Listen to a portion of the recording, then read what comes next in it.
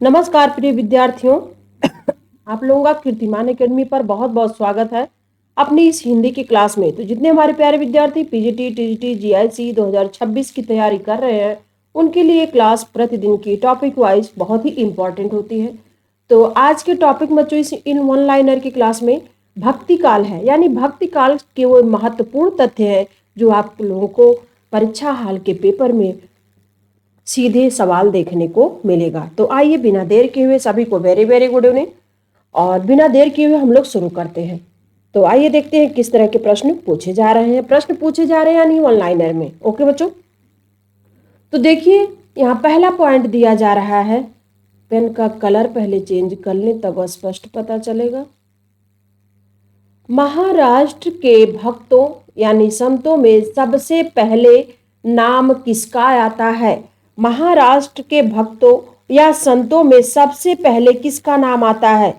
तो वह नाम आता है बच्चों, संत हैं नामदेव। नामदेव का नाम सबसे पहले आता है बच्चों महाराष्ट्र के भक्तों में। ओके, नामदेव को माना जाता है, नामदेव को क्या माना जाता है?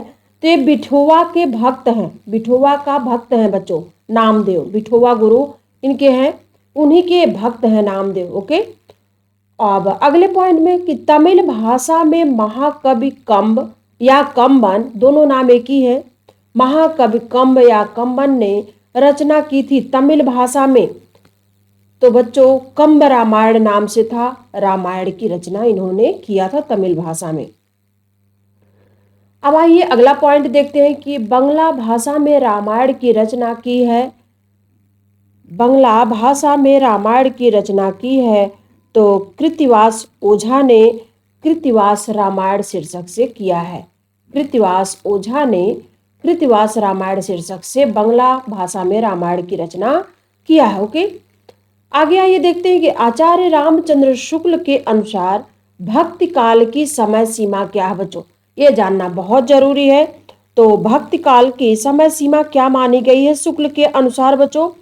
तो भक्ति काल का समय सीमा शुक्ल जी के अनुसार विक्रम संवत 1375 से विक्रम संवत 1700 तक का समय माना है शुक्ल जी ने भक्ति काल की समय सीमा। ओके, इंपॉर्टेंट है। अगला पॉइंट आइए देखते हैं कि अकबर के नवरत्नों में शामिल हैं। अकबर के नवरत्नों में कौन कौन शामिल है बच्चों? नवरत्नों यानी 9 लोग होंगे, तो नवरत्नों में कौन कौन शामिल है बच्चों अकबर के? तो उसमें शामिल है मुल्ला दो प्याजा, अबुल फजल, फैजी, तानसेन, बीरबल, टोडरमल, राजा मान सिंह, अब्दुल रहीम खान, एक खाना तथा हकीम हुकाम। यही लोग बच्चों अकबर के नवरत्नों में शामिल है। अब आइए आगे देखते हैं अगले पॉइंट में क्या कहा जा रहा है कि अकबर के दरबारी कवि कौन है? अकबर के दरबारी कवि कौन है? रहीम है, नरिहर है, रहीम है, नरहरि है, बंदीजन है, गंग है, बीरबल है और मनोहर कवि इत्यादि लोग हैं बच्चों अकबर के दरबारी कवि हैं। ओके, नाम याद रखिएगा। अब आइए अगले पॉइंट में देखते हैं कि भक्ति के स्रोत को दक्षिण से उत्तर भारत में प्रसारित यानी प्रचारित होने वाले सिद्धांत का समर्थन करने वाले विद्वान कौन है बच्चों? कौन है वह विद्वान? दक्षिण से उत्तर प्रसारित करने वाले सिद्धांतों के समर्थक कौन है? तो यह बच्चों आचार्य रामचंद्र शुक्ल जी हैं। आचार्य रामचंद्र शुक्ल है। आगे है हिंदी का भक्ति काल। हिंदी का भक्ति काल बाहरी आक्रमण की प्रतिक्रिया है, यह कथन किसका है? यह कथन किसका है? तो यह कथन भी बच्चों रामचंद्र शुक्ल का है। किसका है? आचार्य रामचंद्र शुक्ल का है। अब आइए आगे देखते हैं कि रामानुजाचार्य ने प्रतिपादन किया किसका? रामानुजाचार्य ने किसका प्रतिपादन किया? तो विशिष्टाद्वैतवाद दर्शन का प्रतिपादन किया। किसने? रामानुजाचार्य ने। रामानुजाचार्य ने विशिष्टाद्वैतवाद दर्शन का प्रतिपादन किया। ओके, आगे पॉइंट में है कि दक्षिण के अलवार यानी आलवार संत थे कौन? दक्षिण के अलवार या आलवार संत, अलवार या आलवार मिलेगा तो आप लोग घबराइएगा मत, आपके एक ही दोनों लोग हैं बच्चों, नाम केवल मात्राओं में अंतर करके आलवार जो जिस तरह से प्रोनाउंसिएशन करता है वही सीधे लिख भी दिया गया है। तो वह संत कौन थे? तो बच्चों वैष्णव भक्त थे, यानी राम भक्त एवं कृष्ण भक्त शाखा दोनों से जुड़े थे वैष्णव भक्त लोग। ओके, अब आइए आगे पॉइंट में है कि अलवार या आलवार भक्तों की संख्या कितनी है? अलवार या अलवार भक्तों की संख्या बच्चों 12 है। कितनी है? 12 है, 12 है। ये बार बार पूछा जाने वाला सवाल है, इसलिए इसको भी याद रखिएगा। आगे में है कि मदनाष्टक के रचयिता कौन है? यानी मदनाष्टक किसकी रचना है? मदनाष्टक किसकी रचना है बच्चों? ये रहीम दास की है। किसकी है? रहीम दास की मदनाष्टक रचना है। आगे आइए देखते हैं, यह महत्वपूर्ण तथ्य बच्चों भक्तकालीन संप्रदाय और उनके प्रवर्तक या आचार्य। ओके, तो यह है संप्रदाय, दूसरे तरफ है आचार्य। तो श्री संप्रदाय के आचार्य कौन है? तो ये रामानुजाचार्य हो गए बच्चों, श्री संप्रदाय के आचार्य। रुद्र संप्रदाय के आचार्य कौन है? तो ये विष्णु स्वामी हैं। सनकादि संप्रदाय के आचार्य निम्बारकाचार्य हैं। कौन है? निम्बारकाचार्य हैं बच्चों। और रामावत संप्रदाय के आचार्य कौन है? तो ये रामानंद जी हैं। रामानंद है रामावत संप्रदाय के आचार्य। और सखी संप्रदाय या टट्टी संप्रदाय दोनों एक ही बच्चों, सखी और टट्टी दोनों एक ही है। तो सखी संप्रदाय या टट्टी संप्रदाय के आचार्य हरिदास हैं। कौन है? हरिदास हैं। ब्रह्म संप्रदाय के संस्थापक कौन है? आचार्य। तो ये श्री माधवाचार्य हैं। श्री माधवाचार्य हैं। ओके बच्चों, श्री माधवाचार्य हैं। अब आइए आगे देखते हैं अगले पॉइंट में। अब देखिए यहाँ क्या पूछा जा रहा है कि रामानंद आते हैं। रामानंद किस परंपरा से आते हैं? तो रामानुजाचार्य की इस परंपरा में आते हैं रामानंद।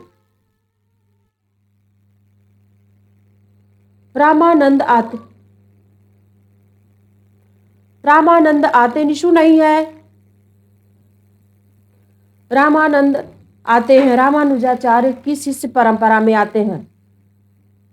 अब आइए देखते हैं आगे पॉइंट में, आरती कीजिए हनुमान लला की। हनुमान जी की आरती के रचयिता कौन है बच्चों? तो रामानंद है।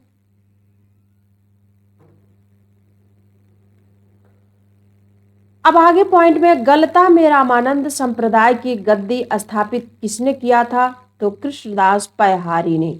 गलता में रामानंद संप्रदाय की गद्दी किसने स्थापित किया था? तो कृष्णदास पयहारी ने स्थापित किया था। आगे पॉइंट है, उत्तर भारत का तोत्रादि किसे कहा जाता है?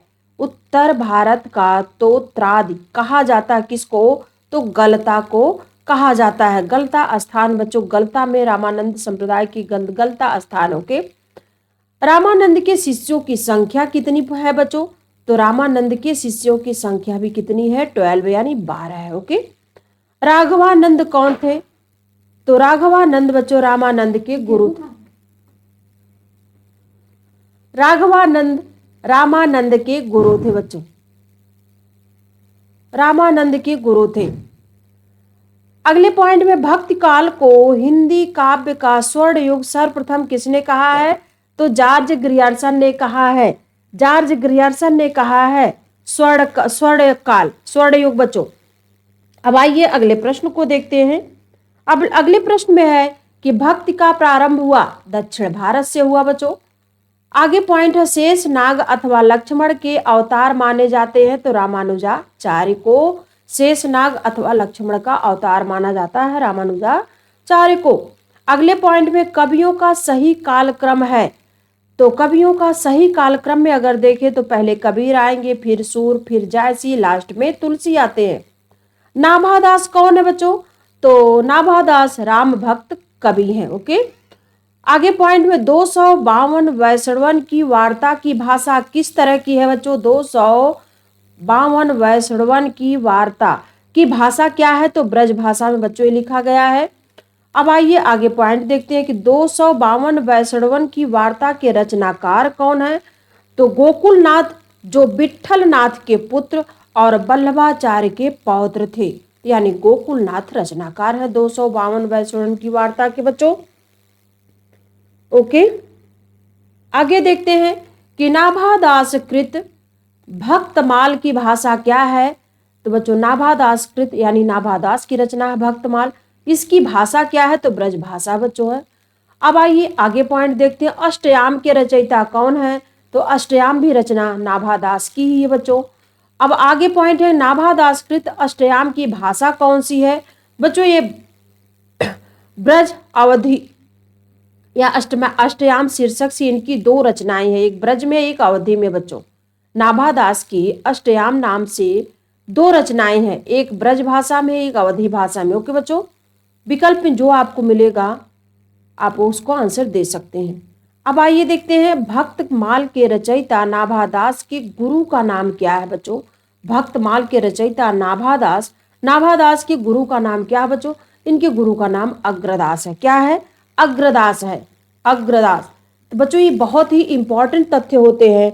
आप कम समय में, लिमिट समय में ज़्यादा से ज़्यादा रिवीजन करेंगे और बहुत अच्छे से तैयार होगा। सारे इंपॉर्टेंट तथ्य जहाँ से सीधे सवाल आपको मिलेंगे।